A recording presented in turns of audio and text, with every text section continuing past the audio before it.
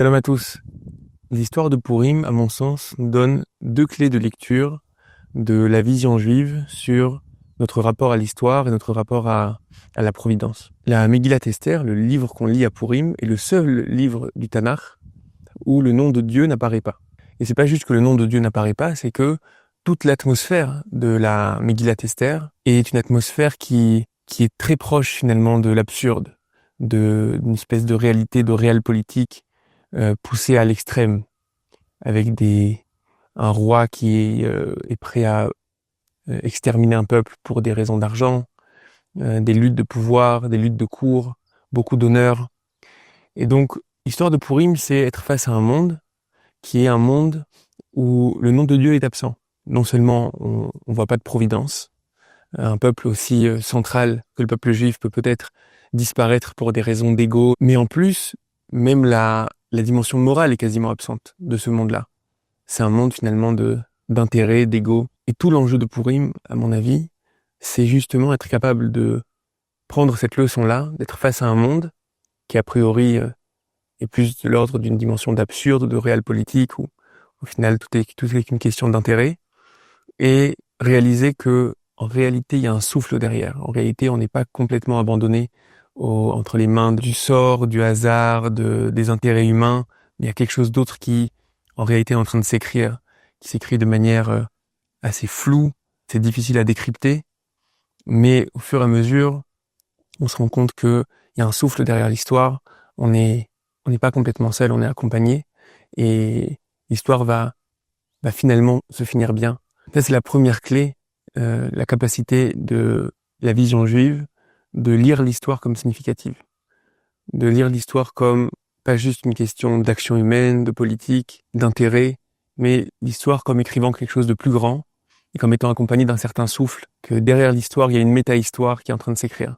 Même lorsque, justement, le monde a l'air tellement absurde et tellement déconnecté de tout ça. C'est la première leçon, et à mon sens, c'est important de savoir le lire aussi à nos époques. Beaucoup de personnes, face à notre époque, de retour du peuple juif sur sa terre, de reconstitution de la nation d'Israël, vont dire, on voit pas ici quelque chose qui est de l'ordre de la main divine dévoilée, claire, avec une parole claire, avec des miracles comme on a connu dans l'histoire du peuple juif, etc.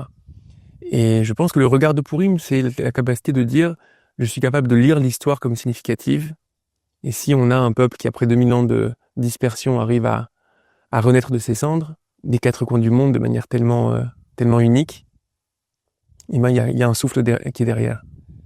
Ça, c'est la première lecture, la capacité de voir une méta-histoire derrière l'histoire.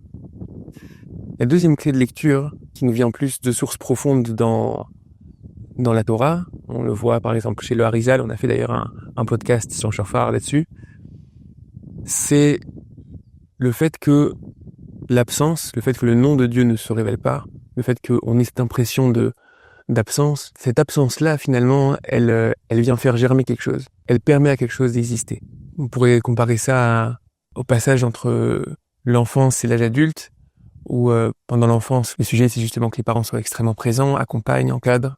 Et il y a un moment où les parents se font moins présents, et c'est pas pour rien. C'est que c'est ce qui permet finalement à une nouvelle identité d'apparaître. Et ce que vient nous dire le Harizal, ce grand penseur du XVIe siècle, c'est que le fait que, à ce moment de l'histoire, la providence s'est fait moins présente, moins visible, c'est ce qui a permis finalement au peuple d'Israël de révéler ses propres forces, de révéler des forces de leadership avec Mordechai et Esther, des forces d'unité, une capacité à se battre, une capacité même à revenir vers son identité, mais d'une manière différente, d'une manière qui est pas accompagnée, mais où les choses se révèlent d'en bas.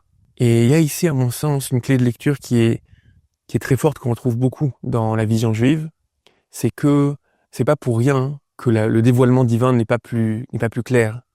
C'est pas pour rien que le monde a l'air parfois uniquement entre nos mains.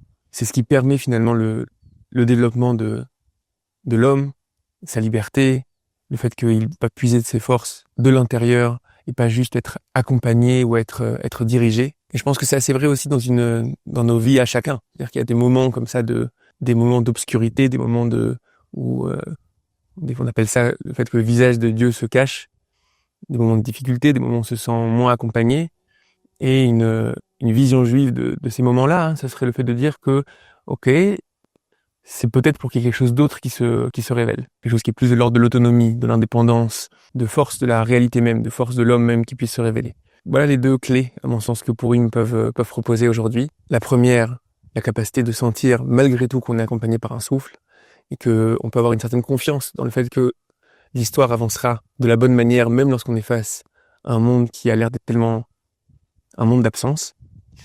Et la deuxième clé de lecture, c'est que le fait qu'il y ait une absence, le fait que le divin, la providence, n'apparaissent pas avec une clarté qu'on pourrait espérer, c'est pour laisser place à nos forces.